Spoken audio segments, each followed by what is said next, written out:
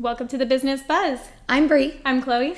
And we are getting into our Glow and Grow series. This is episode 3. We are diving into the in and outs of social media. Cheers.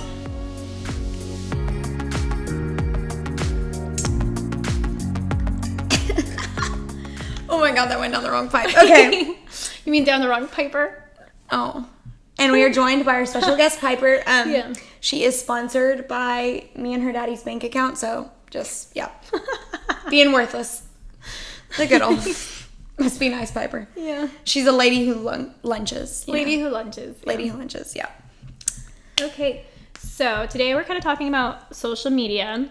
And Bree, this is kind of your field of expertise today. So. A little bit. So when we got into Girl on the Glow, I had already had some experience. I recently managed a leading plastic surgeon in Texas. So his social media accounts, as well as working with just some other small businesses in the area. My husband and I'm very fortunate that, he majored in film and digital media. Did not go down that route because that is not... It's not an easy route to go down, but we paired up and we were working on some different marketing campaigns and stuff like that. And then I realized, I'm letting everyone else make money off of my work. Why shouldn't I? Mm-hmm. So when Girl on the Glow started, it was super easy. I instantly had a vision for what I wanted it to be. I kind of did some comp looks and realized, nobody else had our color scheme. Nobody else had our vibes. Nobody else was appealing to the target demo that we were. So we are very, when I try and express the vibes I want in my photos, I'm okay, so very Ari, very Ariana Grande, very pink, very Houston socialite. That is kind of my target demo because, again, like I said in her last podcast, that the girl that's getting a spray tan every other week is not your basic girl. She is a very high maintenance girl, and so I want to appeal to that. So our primary platforms are Instagram. I do use Yelp. Not in love with it. Yelp, no business owner is in love with Yelp. That's for sure. I was about to say Yelp. If you're listening to this, it is not for the business owners. It's not. If we had to define our relationship on Facebook, it would say it's complicated. Yeah. Because I use them and I know that I get receptance back from it, but don't love it. And then we also, of course, use our do our digital marketing through our website. Our website, I was actually looking at our analytics lately, and you ever click on your analytics and you're like, this many people are seeing me? It was wild. I think I got on and we had 600 clicks in the last week and 180 unique visitors, and I was like, girls, where are your appointments at? Where are you at? Yeah. I use Shopify online for my online store. Yes. And it's a little bit different because on Shopify, it keeps all that on your home screen. So it tells you when you have live visitors on your website. It tells you how many have been on that day, that week, and that month.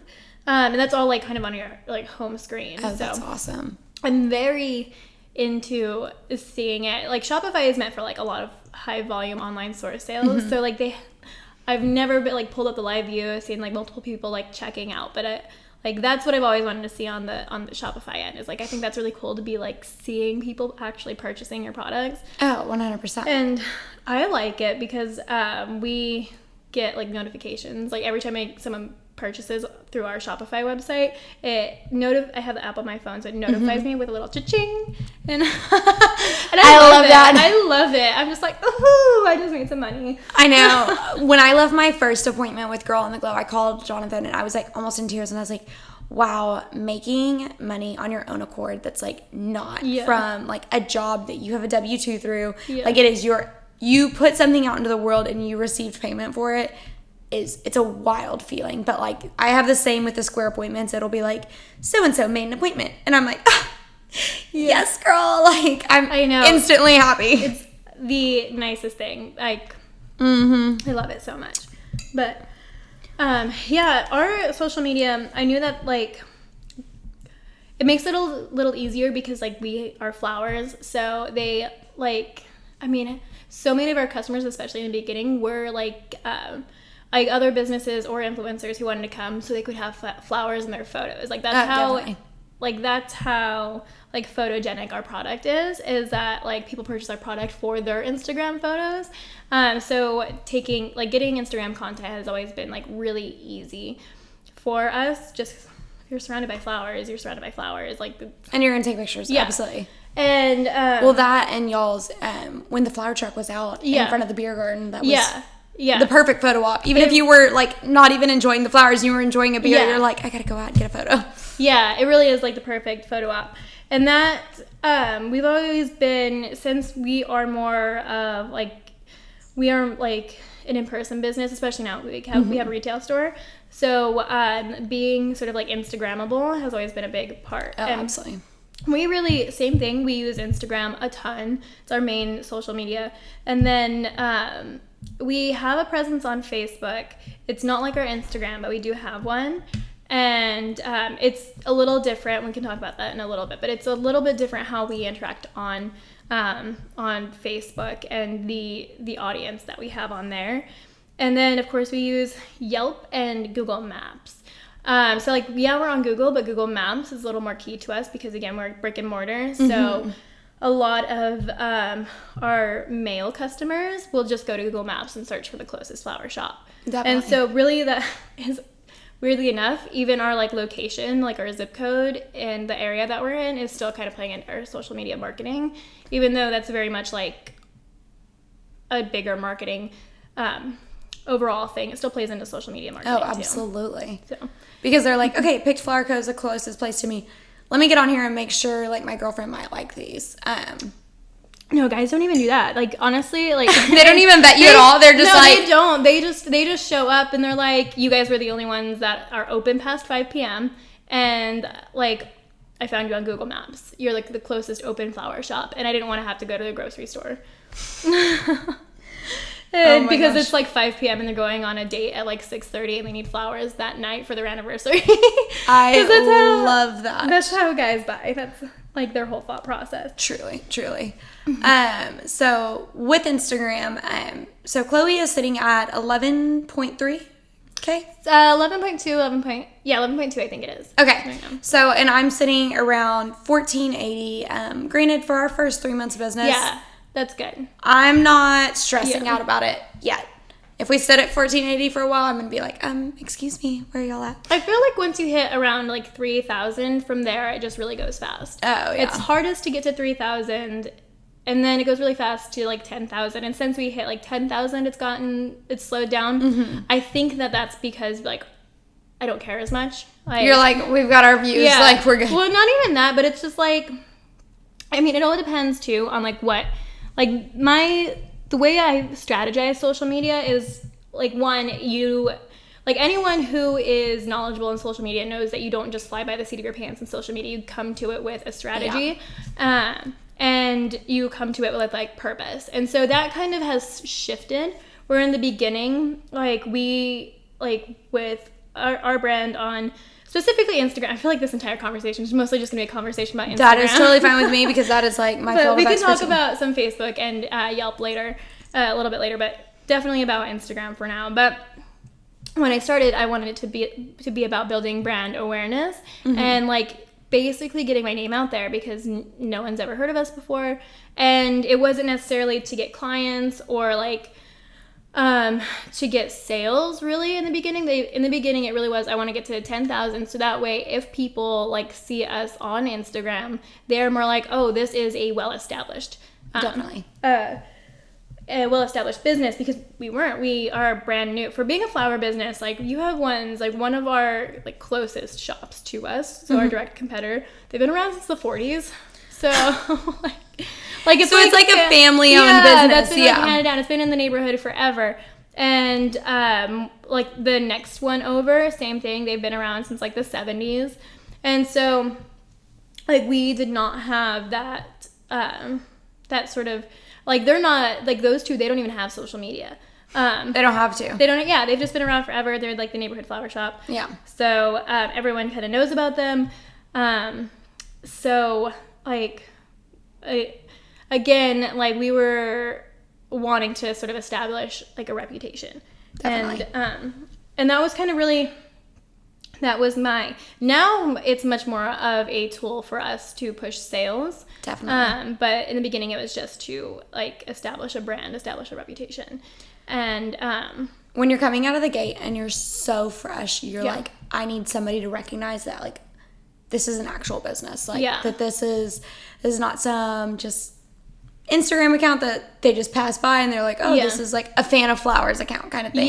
Yeah. So that definitely helps, especially with y'all initially starting out as like more of a pop-up location. Yeah. I think that social media is like a great aspect because you were constantly like, hey, don't forget Friday, Saturday, Sunday, this is where we are kind of thing. So yeah, and driving people to come out, and that's kind of like the thing too, kind of in your general like mix of like your general marketing mix, your general marketing plan, like social media is just like, it's like the main tool now. So like if you want to run a sale, it's the cheapest. Yeah. And it's the most accessible. It is, until you are a little more established. Like now I would say we get a bigger ROI on like email campaigns, but that's because we're more established now. And you have that client database. And a lot of that we got from Instagram. Like we would do these, like I remember last year, one of the big contests we did is like we asked people, we were like giving away bouquets, but we didn't just tell people that. We were like nominate someone. It was for like International Day of Kindness, and we were like, we made a post. And we're like, tag a friend that you want to spread a little kindness to. And then we went and individually messaged every single person who was nominated and told them that because they were nominated, they got like a free bouquet, and all they had to do was like give us their email. And I love that. Mm-hmm, and that I think I remember when y'all were doing that. Yeah. And that's so one of the big things from what back in the day when I did a lot of paid advertising on Facebook for a different company. One of the things that I learned, because I don't do this like anymore, I hardly ever do paid advertising, but one of the big things is that when you hit a certain number of like email addresses, you can like import your customer list onto Facebook, and they can make a lookalike audience based on your current customers. That is the most effective way to target new customers, is like on a lookalike audience. Interesting. Yeah. Okay. And so that, of course, Facebook is hungry for data. They're like, send it over and we'll help you out. Like, and so like Facebook is just crazy with their like the way they can, market for you. And then of course since they own Instagram too, if you're doing any Instagram advertising, it's going through Facebook. And so same thing stands if you have, if you have a good enough audience, and I forget what actually the number is of emails that you need. I always thought it was like 10,000, but now that seems really high for Facebook. I feel like they can make a lookalike audience off of like 1,500 emails. So that's another reason. Because honestly, so email marketing is just more directly effective. For one thing, if someone's opening the email and the links are right there and it interests them, then it's really just like, it's like a two-step process, absolutely. 2-click process, and then they're buying product. So it's in converting customers into sales, it's a little more effective.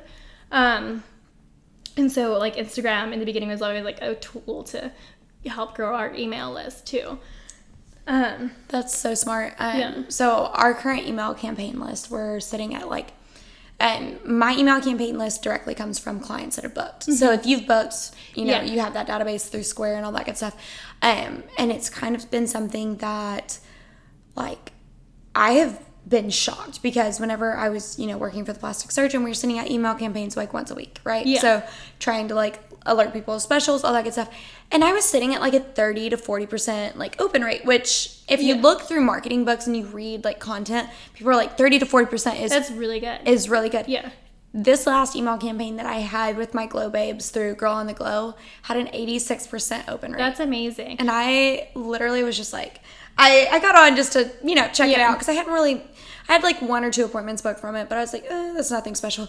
I checked it out and it was like 86% opened, and I was like, well, and I'm honored. And you know what it is? It's because a lot of everyone in it is probably already a customer. So it's like you're already offering some sort of campaign, some sort of extra benefit to someone who's already convinced to buy your product. Then it's going to be super effective. And I think ours is right around the same 40%. I think last time I looked, we just sent an email campaign this last week, and And ours that are really high, what I really like about Square, so Square is what we use for our in-person We are POS the biggest system. Square ambassadors, and like Square sponsor us because your girl's paying $65 a month, and like yeah, it's that's a spray tan. Yeah. And Square sponsor us for real. Square is great. Square just has so many different tools. Like you use Square Booking, and I use Square email marketing. So it's that's a paid service through Square. But the nice thing, since mine's retail and I use Square as our POS system, every time someone swipes their card and if they shop pretty local, probably at some point they put in their phone number or their email address for a receipt. Some sort of, yeah. And so Square, they don't share that with me, but they keep it. And so if I want to run a campaign to pre-existing customers, even if they haven't given me their email or phone number, Square will keep it, and I can still target those customers. Chloe gave me this little tidbit of information probably about 2 or 3 months ago, and I was mind blown because I was like, I don't have this many emails, but it's sending out to 114 people. Like, how is this happening?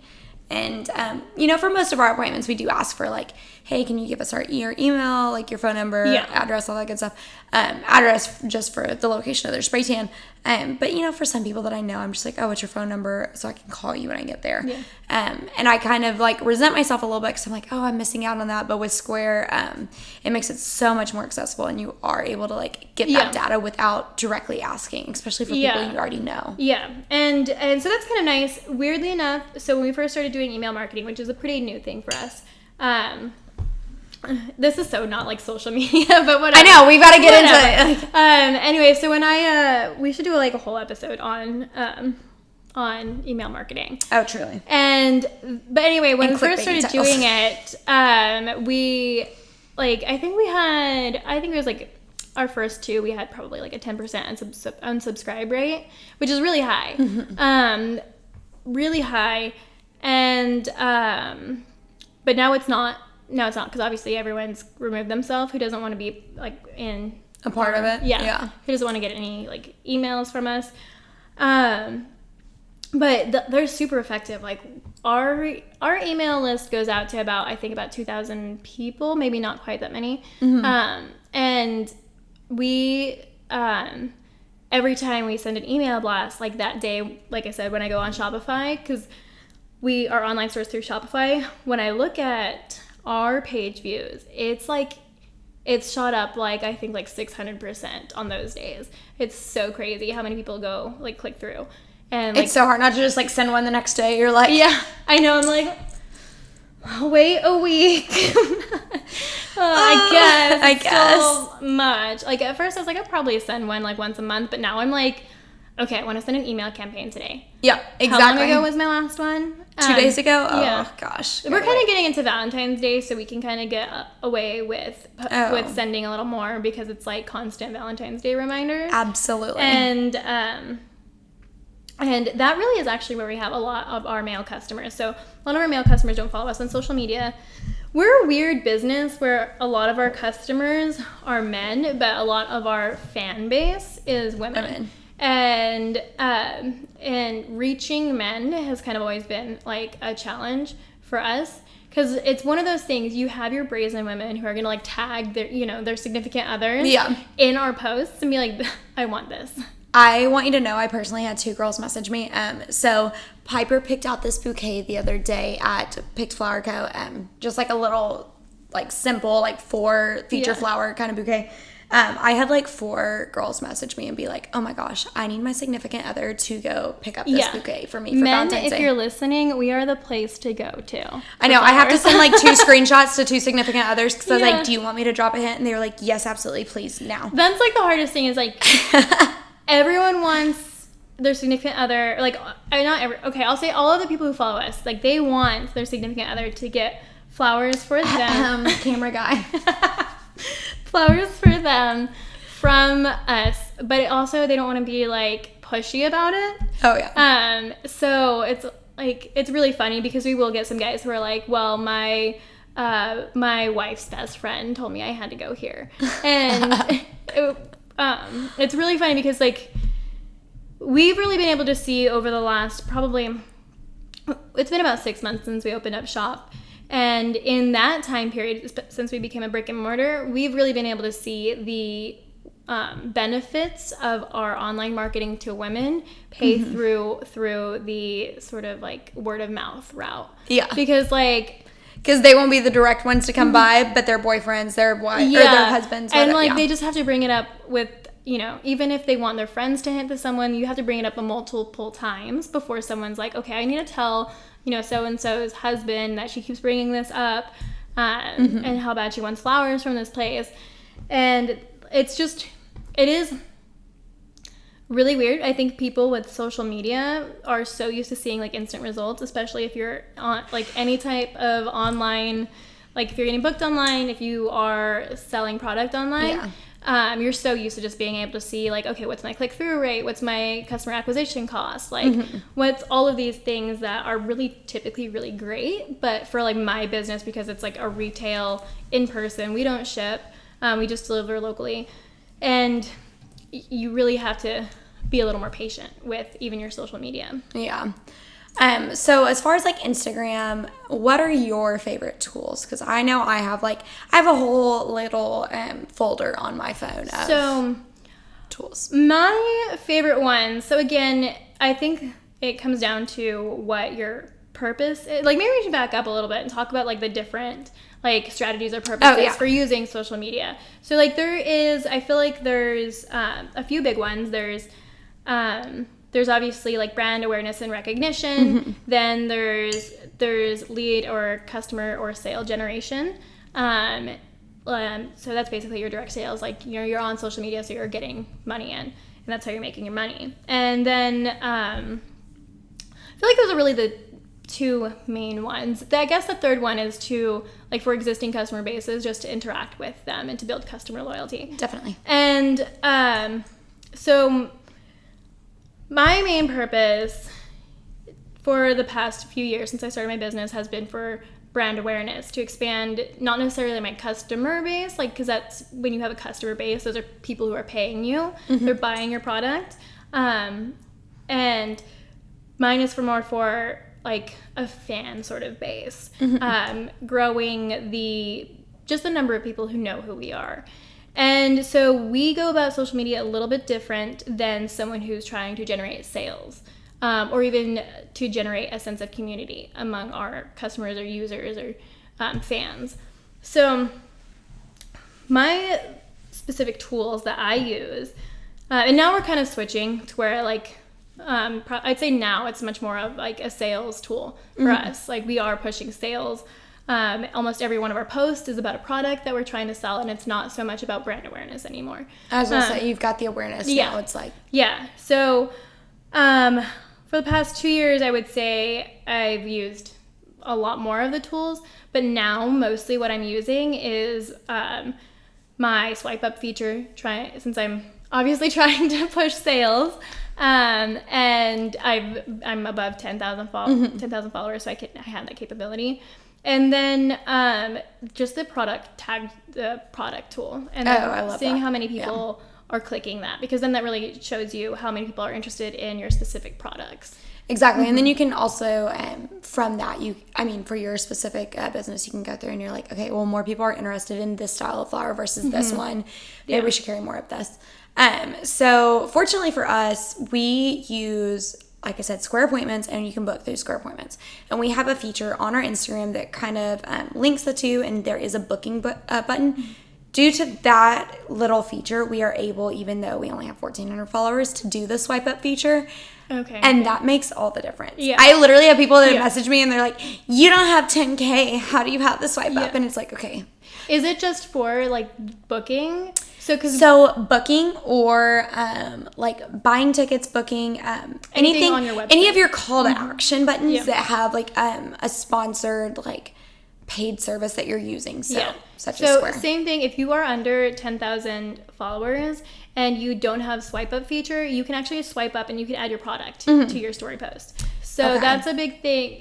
If you are a product based company, you can still add your products to your swipe up. So you can still be posting, like in our case, we can post a a story or a video on our stories of a bouquet, and we can still tag that bouquet for anyone who wants Perfect. it. Yeah. And so if you have any sort of product, if you're selling a physical product, or a non-physical product, a digital product, and you have it on your website and that's been synced with your Facebook products or Instagram products, then you can link it on there too. Awesome. So with you kind of having more of a physical product, I think our Instagram like feeds vary a little bit, and I know that your social media manager doesn't exactly do your feeds. She only does your stories and stuff like that. So for your feeds, kind of like take us through like how you plan your feeds out. So again, it's kind of changed a little bit now than in the beginning. I'll give you guys my starting plan because I'm a lot more relaxed actually now on social media than I was in the beginning. Like that was like my tool. Instagram was my tool. I was on there constantly, and now I'm hardly ever on there. So must be nice. So at the beginning of 2018, since that's when I really started my business, I set out like a social media plan. Like I used several tools. I used Tailwind to plan all of my posts, and I wasn't until I hired Leal, I wasn't super actually very active on my stories, but very active on my timeline. So I would post twice a day, and Tailwind will like kind of analyze your followers and tell you like the best times of each day to post. And so I would go in, I would use Lightroom to edit. I have like a preset filter for like all of my photos. And so for mine, I'm just like kind of making them brighter and sharper and like making them a little bit more poppy. Yeah, like the color pops a little. Like my saturation, I think I turned it up a little bit. Which I feel like I'm the only person in the world who like ups their saturation. Most feeds are like let's tone it down a little bit. Yeah. And it's not a lot, it's just to make them pop. I was about to say, because what you see in real life versus what you see like through a digital lens, you're not going to get that same color. Yeah, so I don't think anyone's holding you. It's not super edited. It just makes it look like the iPhone photos look a little more polished and professional. Definitely. And so I edit all of mine in Lightroom.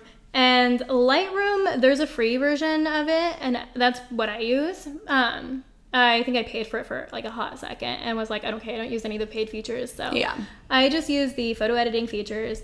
And so I edit them in Lightroom, and then once a week I would plan out my social media. And so with us, we have a bunch of different types of products and services. And so I planned it out. If I'm posting twice a day, I want to push on days that we're open in the shop, and I want to push people coming in.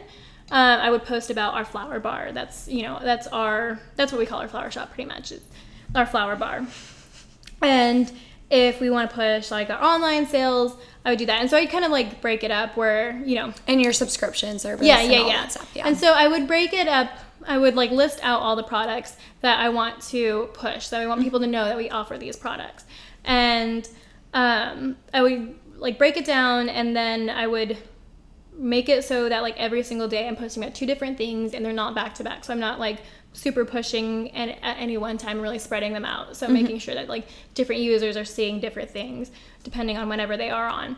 And that's something that I just like manually write out. Like I used to have, like we have these big calendars in our shop, and I would literally write what each day was on social media, like what that was. So when I'm like each week, when I have curated all of my content and I'm like planning it out for the week, I would know that like Monday I'm talking about the flower bar and subscriptions. And then so I can just pick those photos, and it makes it a lot easier than like just trying to like rack your brain without a strategy. Oh, definitely. So I do that every Sunday, Monday. I would plan everything out using Tailwind. And it's really great because then it also will like send you a notification when it's time to post, like during your best times, and it helps you figure out your hashtags too.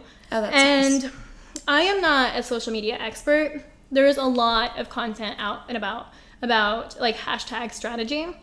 And like oh my god, all the scammy stuff I get about like use these hashtags and you'll have 15,000 views, and I'm like, hashtags are one, you want to be relevant to the hashtag. Like you don't want to just use any hashtags. And honestly, I did get called out the other day. So the relevance of the hashtag, like really, whenever I got called out, I was like, okay, I need to be a little bit more careful about this. Yeah, and that's what. So I have heard from experts, and I read online, that like I guess just copying and pasting them can actually get you blacklisted from showing up under those hashtags, and it can kind of like just drop down your content, so less people are seeing it. And I think that might feed into like the algorithm too of where you're popping up on people's feeds. Definitely. And so like I said, I'm like not a social media Instagram expert. Like I have never even checked how my hashtags are performing in my life. Like, really? Yeah, I've never done it. I've used some hashtags. So like we're in the Heights. So when I was using a bunch, one of the ones I would use would be like hashtag Houston Heights. And that one, like we knew we were getting people from that, like because people would come into the shop and say, I saw you guys under this hashtag. And so we know that like that one's like a relevant one.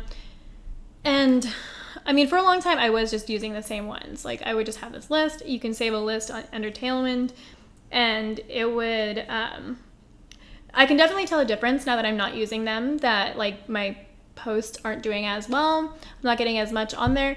But again, my goal isn't to be really necessarily growing on Instagram or like spreading brand awareness and like name recognition. It's more pushing sales with the existing clientele and customer base. Yeah. Because they're going to say it with word of mouth, so you're totally fine there. Yeah. So I used, when I first started, I used a free plan a free Instagram planner called Plan, PLANN. Just because I liked that you could upload the content into it and then you could move it around in squares, right? So you could see I've used it. Plan before. I was gonna say, I like the visual aspect of it. Yeah. I don't need my captions like planned out for me. I'm very like off the cuff. I'm not. Captions are like the hardest part for me, I think, about. Oh, I love a good caption. There's nothing like, I will say, I am not witty. Like, I will talk to people all day long, and I'm like, I said 0 jokes there. But, like, in my captions, I am the caption queen. I'm just, like, sitting there, just, like, throwing out wit. Yeah, I'm not. So now that I'm not using, like, any planning tools, I'm definitely, like, my captions are the most boring captions. But, like, I don't think that very many people read our captions. They just want to see pretty flowers. Exactly. So, really, the only relevant ones they read are, like, most of my, now, like I said, sales really now more of my goal. Like now most of my captions are, this is available on our website, or here's how to order this. Whatever it is that we're posting. I was about to say ours. So I like to, one of the books that my husband and I both read was the One Page Marketing Plan. And one thing that they say is like, don't be the person they go to because of price or because of, anything else. Be the person they come to because you are the expert in your field. So I like to post like resources. So like Tan Tip Tuesday, girl, I'm all about it. Like, let me tell you how to extend the life of your tan. Other things like I had a model who allowed me to spray tanner. Like on video, and like us do a time lapse of it and be able to say, like, I've seen that time lapse. I think it's really cool. Thank you, girl. The whole light, like, we had the diva light set up in our bathroom with like my phone. It was a disaster, but it worked out really well. And it kind of just shows like what to expect from our services.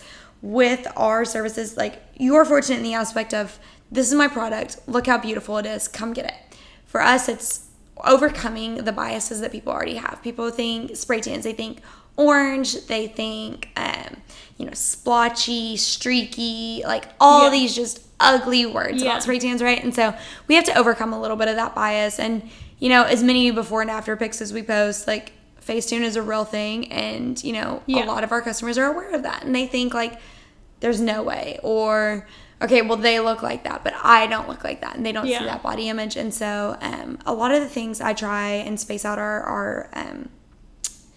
our post, as in like, okay, so we'll do a tip here, we'll do a before and after here, we'll do one of our clients out living life. Girl, I am the biggest stalker of my clients. If I spray tan you, you best believe I'm gonna be on your Instagram the next couple, like, 5 to 7 days, checking to see like if you posted a picture.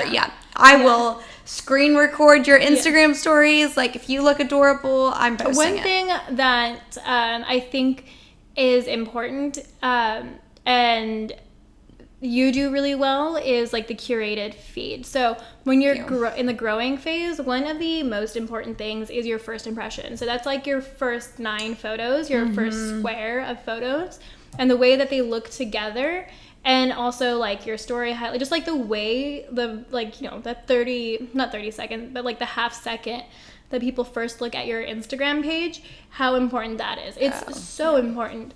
And when you go to an Instagram page and it's very well curated, then you're going to click on the photos and then you're going to scroll. And then once people are like, I've been scrolling through this, maybe I should just follow them. Yeah. And like, it's so important, for one, like to have a good, like to have like a good icon image that will draw people to you. And like, and then just like having this good, like, you know, half a second. So like every single post, the way it looks with the rest of your post matters. And that's why Plan's really good. I used to use Planoly a lot too. Yeah. Tailwind is great for scheduling, but it doesn't show you a grid feed. Which I hate. Yeah. It's probably the one, like, so Tailwind is great about suggesting hashtags for you based on the hashtags that, or based on your caption and based on what, like, you are and what your followers are. Like, they have great analytical tools that really help your posting. But they don't for the, like, aesthetic side, which is a huge thing on Instagram. Oh, absolutely. So yeah, that one is really important. That's why I have like our set filter in Lightroom, because so because you want your feed to be cohesive. Exactly. And I used to have like a whole formula like you can't post too close together, just bouquet photos or photos of like a bunch of flowers together. Like ours, I have content types. So I have people in photos, because like so many of mine are just flowers. Then I would have like the truck or like the shop or something that's going to be like a very like wide angle photo. And then I would have like the close-ups of individual flowers. And then I would have like flower bar photos. And like that all kind of went into like my formula of how I was planning my feed. And so that way it was broken up really nicely. I knew as long as I followed this, when I'd go look at my grid feed, it would look really cohesive and good. Definitely. All have the same filter on them. Good lighting too. That is something that if Instagram is a major part of your business, you should probably have some sort of professional lighting. Oh, absolutely. Like, we have 2 ring lights in our shop, and when we moved in, we had like this awful yellow lighting, and I went around and changed all of our light bulbs to daylights. So now we have like really great shop lighting, and I don't necessarily need to get my ring lights out for every photo I snap. Just like some, if like for whatever reason like the lighting sucks. But I know there's sometimes that like I'll be at a client's house and I'm like, oh my gosh, you look amazing, let me take a before and after of you, and I leave and I'm like, this looks absolutely horrible. Like this is not the same person's legs just because of the lighting. Another tool that I love to use for Instagram is Spark Post. Everyone constantly asks me like, oh, like what do you use for your Instagram stories? What do you use for this? What do you use for that? Spark Post is my ride or die, because you can save your logo. And so if you want to logo an image or logo an Instagram story, I'm not heavy on logos, because the moment you see pink glitter, a great dark bronzy tan, you know it's me. You know what I mean? Like there's no like issues about it. But if I am doing a sponsored post or something along those lines, and it is an Instagram story that's like going to be marketed to people that don't already follow us, I'll put like our little logo in the very top. Logos are really important for certain things. Like if it's not a stylized photo. Yeah. Something I will say is like, I do think it's important if you are like, if you're an injector, or if you are like a brow artist and like you just have like these close-up shots of different people, like I remember the girl who did my brows, my friend Kayla, she like had this issue with this girl that she trained with, where this girl was like stealing a bunch of people's images, and she actually stole an image of me because she did my brows in like a training session when she was starting out. And I know you, Chloe, you're probably commenting, you didn't do this. Da, da, da, da. Yeah, well, she posted this photo, and it was like, it was me, and she took it down right away because Kayla said something about it, but like she's posting other people's work and not saying it was her, just not like, if as a consumer, if you're going to someone's page, you are assuming that whatever work they post is theirs, unless they're saying it otherwise. Yeah. And people know that, so it's a little sneaky. Like, to like post something and then you can just be like, oh, I didn't even say I did that. Like, it's just, I thought it was good work, so I posted it, but you didn't say it wasn't your work. That's sneaky. So I would say, like, if you are in that realm, like, if you are like a little bit of a stickler about like aesthetics. So like, obviously I don't watermark anything, because it's flowers. I didn't grow them, so I can't really like, I can't really claim them as like my work. And then it's just everything's unique, so everything's gonna be different. I don't know. I just don't want to mark mine. It's not really an issue in our industry. We don't really steal each other's work because they're flowers. And like, we all buy from like farms that like, I don't know, we don't make the product for the most part. We design like artwork with them, but we don't make the product. But if you're in that field, so like my lash artist, she's amazing. She's wonderful. She does these crazy watermarks. And like, I think she does 2 on every single photo. She'll do one across like the eye. And I'm like, but I think she just does such amazing work that like people are constantly stealing from her. It's just a common practice. So if you're in those fields, you need to watermark them. Oh, absolutely. Yeah. That's awesome. My injection artist does the exact same thing. And like, if it's something that someone's wearing on your face, you should be so proud of that. Like, if people are posting that, then you should be watermarking it. I ride or die for my injection nurse. I literally, I was at the hair salon the other day to get my roots done, and a lady 2 seats down from me was talking about how her Botox had kind of like janked up an eyebrow. And I was like, girl, do you need someone? Because my nurse Kelly is amazing. And I literally went over there and with color like dye all across my forehead, and I was like, let me see your Instagram. And I like followed her on her Instagram. I gave her her personal number, which was probably so not okay of me, but I was Kelly, like, you need to she's sorry Kelly. I'm very sorry. I mean I ride or die, especially whenever I find like another woman that's just like killing it and like being so awesome and like so sweet and supportive. I'm the same with all of with any sort of service that I get. I am the same exact way because I want somebody to do that for me. Yeah. So I mean, putting content out is great and all, but at the end of the day, like if the analytics aren't matching up to like your goals as a business, obviously that's an issue. So kind of something that Chloe and I have talked about is that I am an analytic nerd. Like I probably go through our analytics like 3 times a day and they don't really change. So it's pointless, but it is something that I do to like kind of let me know that I'm going in the right path. So one of them that I use the most, my reach and impressions are great and all, but I'm not really concerned about that. The one thing that I'm concerned about is like if likes are generating clicks, that's all I care about, right? Yeah. Because at the end of the day, that's like where you're getting your that's where you're getting your customers. That's where you're getting your bookings. That's where you're getting like people that are actually interested. If they're following your Instagram, they might just be following because they're your mom's neighbor's best friend's daughter. And at the end of the day, like, is she going to buy it? Maybe, maybe not. So right now, just looking at my website, it's showing that I'm down 23 clicks from my last. When I look at this, it doesn't faze me though, because I know that like last week I did a paid advertisement for, I think pushing like student discount tans and stuff like that. My texts are up, my profile visits are up, my reach is up, and my impressions are up. So reach and impressions, I kind of use that to gauge as like are my hashtags performing well? Is my content being receptive? Is my content being shared? I had one post about 2 months ago now that, we're done now. It was a post and it said, it was a pink water bottle and it had a little label on it and it just said, drink your water, you dehydrated bitch. Yeah. And the fact that post got shared, I think 23 times. And at that point I only had like 700 followers. So that's pretty impressive. Yeah. And I was sitting there and I was like, I kept, talking to Jonathan. I was like, how on earth is that my most shared post? And he was like, because it, it's an aesthetic. It's like everyone can relate to it. It's something that's relatable. And so I make it a point like every week to just share like a funny little quote or a funny little mantra. Just like sometimes I'll just call it like a mood. And even just like last Sunday, I think I posted like these pretty pink drinks that were totally girl on the go aesthetic, with like a pink Chanel purse at like a brunch setting, and just said Sunday mood. Don't forget we're filling up for appointments this week. And I think that was shared like 15 or 12 times.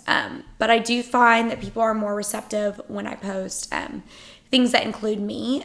For the instance, like for Picked Flower Co., as long as it's coming from Picked Flower Co., any of your designers are trained in like the perfectionistic way of Chloé. Yeah. And so they are going to put together like their arrangements in a very like aesthetic way. I think, well, any content you have that has people in it is going to perform better. Exactly. It depends too on, like, for you, since it's such like a personal thing, a personal service that you're providing. Exactly. People really want to get to know you. Yeah. They really want to see who's going to be showing up on their doorstep. For us, we don't really matter. It's just like how things like go together. It's your operations versus the person behind it. But again, content with people in it is really, it always performs better. 100%. And I posted a boomerang of me from our last event, and I'm just like, it's the dorkiest boomerang ever. I'm like, literally. Oh, like, I love it. I saw that, and it's so cute. Thank you. Your little boogie. I was like dancing a little jig. Yeah, I was twerking in front of my car. Well, not twerking. Let's not call it that. Something in front of my car. I wouldn't call that twerking. It was like that's boogieing. The closest I get to twerking. It was boogieing. Well, boogieing in front of my car with like some pink balloons behind me, and I told Jonathan, I was like, oh my gosh. This got 51 interactions to my profile and 10 website clicks. Yeah. And I was like, the fact that 10 people like saw a picture of me or a video of me and were like, I'm gonna like go check out this girl's website was mind-boggling, because, you know, at the level that we're at, like there's sometimes like if we have a really good before and after where I had one a couple of weeks ago that the girl had like bruises on her legs the moment I tanned her, like whole new girl, like whatever. And then she commented on it and was just like, I'm your number one fan, like, thank you so much, da-da-da. And that one generated a lot of website clicks. Yeah. But I think it's just because of the engagement that came from that. Yeah. And that's, I think one thing that we haven't mentioned is, so there's constantly, like, this buzz about, like, Instagram taking away likes and everything. Likes are one metric I literally never look at. Like, I never look at how many people have liked a photo. No. And if I do, it's just seeing how many people, like, if that photo was circulating. Yeah. A lot. And comments mean so much more to me. Comments and interactions. Sharing is a big one. It's a big one for us because, like, if we post something, even if it doesn't get a lot of likes, if it doesn't get a lot of, like, comments or anything, but it's been shared quite a bit, then I'm like, okay, so this is something that people like. But when you are, like, when you're fully, like, a company on Instagram, so, like, now we're at, like, a bigger point where our engagement's going to be a lot lower because we have, you know, over 10,000 followers. People might see our stuff. They might not even, like, stop and like it. But if people are sharing it, then we know that that's definitely something they really resounds with them. Have an interest in. Yeah, if it's a product, then we know that that's, like, a product we're doing really well. And that, like, maybe that's something that should go in, like, our permanent collection online. Definitely. Yeah, no, I'm the same way with shares as far as, like, if I'm very big on, like, transparency. So any photo I post that's a before and after, I'm, like, the first one to be like, okay, the solution we used is XXX, whatever. Like, this is what we used. And I'll even have clients. It's funny to me, like, how much research they do into our brand. Because sometimes they'll be like, yeah, I saw you used a Luxe number 12 mixed with the dark depth. And, like, I really like that color. And I'm like, okay, you're basically a spray tan artist. Here we go. And it's, like, it's so nice to see that, like, that is translating into, like, people's appointments and people's, like, knowledge base with the company. Yeah, and that's actually something that I really like that you're doing that that I haven't seen other people do. And I've started to see it more lately with other, like, spray tan artists and everything, but, like, saying specifically what you're using. And, like, I think that that's great because, like, for one thing, like, I just see, like, this person's really tan, and a lot of the times I'm like, that they probably have a darker complexion than me, their skin's probably different. But then, like, when I see yours, I'm like, okay, that number looks really good. And on that skin tone. Yeah, and it's like, maybe I want to try that. And, like, it just kind of gives you, like, I do a lot of self-tanning, and I don't really get a lot of spray tans often. We're changing that. Yeah, we'll change that one day. It's, like, over here all the time anyway. But, like, it's really been a long time since I've gotten a spray tan. But, like, one thing that, like, Kate's always said is that, like, this time, like, she would say, not so much about you, but, like, other times she'd be like, well, I'm not as dark as I want to be, or like this and that. And like, but knowing like if you're getting the same like solution every single time, and then like there must be something else. It just like, there's been that disconnect in like people. So I really like that you're like sharing the numbers with not just, because I know like where I've always gone before, they know whatever solution I use there. Like they keep that and they know it, but I don't know what it is. Yeah. And like I just go in there and I'm like, I just want to be pretty fucking dark. I don't know. Like, I'm like, maybe look like a different ethnicity. I'm like, let me look like a bronze goddess. Like, please. I don't know. My self tanner is like body ultra dark. Does that help? I'm going for that. I'm going for that look, but like not blotchy. Yeah. And I want my back done right here. Yeah, yeah. So, just like a good version of that. But yeah, I like sharing that, and like that's why every time we post something, we tag the product if it's available on our website, and then we're a little bit different. We're like, we don't reuse a lot of content. So reusing content, if you're a business, is like totally fine. If you're like just a person on Instagram and you're like reposting photos of yourself, like that's fine. Yeah. Well, I mean, I think that's a little weird. Like if like you want, like if you're just a person on Instagram. Oh, like, okay. You're like, here again is this vacation picture from Mexico that I posted 6 months ago, but here just it is again. It performed well last time. That's gonna be weird. Don't do that on your personal account. That's just weird. Yeah, but if you're like a boutique and it's a different angle of the exact same shirt. Or even if it's the same. So if you're any type of business and you have an Instagram presence, you can reuse your content because people forget about it. People don't forget about their friend's vacation to Mexico. Like your friends are gonna know when you're reposting something you've already posted because like they're going to be like, didn't she post this before, and go to their feed? But if you're a business, no one's going to be like, didn't they post this already? And then go back to their feed to like scroll down because it's your business. Like you can just get away with it because it's like a commercial, right? Because people are used to seeing, like if you're watching TV, you're used to every commercial break seeing a Geico commercial. Every single commercial break. And same gecko, same thing. Same thing. Exactly. And so like, and no one's getting Geico. Yeah, and you're just used to seeing repeat content. Like if you listen to a radio program, if you listen to a podcast that has like a sponsorship, you're used to hearing the same commercial. Speaking of, sponsored by Picked Flower Co. and Girl in the Glow HTX and ATX. Yeah, going to. Yeah, go team. Yeah, you're used to just seeing repeat content, so it doesn't faze you. But we've like. I've kind of done it a few times. Like, we'll post stuff maybe, like, in our stories again. Like, that's a big one. If you can post the same thing in your story over and over again, and it disappears, whatever. The same people might not even watch your story that day. But we're a little bit different because, like, unless it's a part of our permanent collection online, we don't want people coming into the store asking for something that's not currently available in the store. And that changes like every single day or every week really is when we really change out the flowers that we have in stock and our color themes and everything.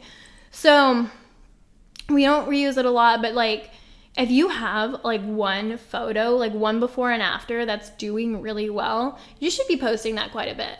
Like you should probably be posting that like once a week. Like so your new followers can see it. Like if you're doing a paid advertisement, then people are probably already seeing it multiple times. So you should definitely be reusing your really like A+ content. Oh, definitely. And that goes for like everything. So like if you are not necessarily a business that generates good like aesthetic photos that people would really follow, but like say you post a quote that's relevant to your business that resounds with people, repost that or like every a so quote often. From your reviews or something along those lines. I like to add those in so people know it's not just me saying we're the best, we're the best, we're the best. They have Tiffany from wherever on Yelp saying, hey, this is the best spray tan I've ever had in my entire life or whatever. I think that actually settles in really nicely with my crowd. But there is a lot more that we have decided that we need to cover as far as like Yelp and Facebook and other Google and just every other platform other than Instagram. We could do a whole other episode on Instagram. So we are next week. So I will split this up into 2 parts, and next week we'll have ins and outs of social media part 2, where we talk about things other than Instagram. And we will answer more questions. We had a couple of questions come in today, and we're super excited to answer them. Yeah. We're going to do a full Q&A section on our next podcast. Thank y'all so much for sticking around for our longest podcast episode ever. Yeah. It was a pleasure having y'all, and we will be back next Wednesday at 7 p.m. Yep. See you guys then. See ya. And cheers.